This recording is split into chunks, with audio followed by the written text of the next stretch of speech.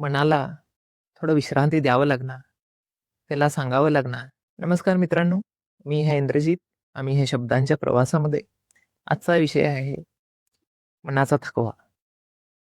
शरीराचा थकवा आपण ओळखतो, पण मनाचा थकवा आपण ओळखत नाही.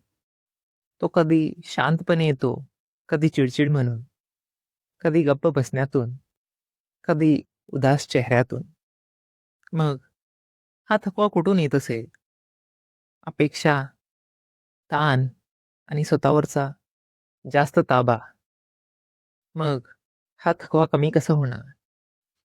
मनाला थोडं विश्रांती द्यावं लागणार.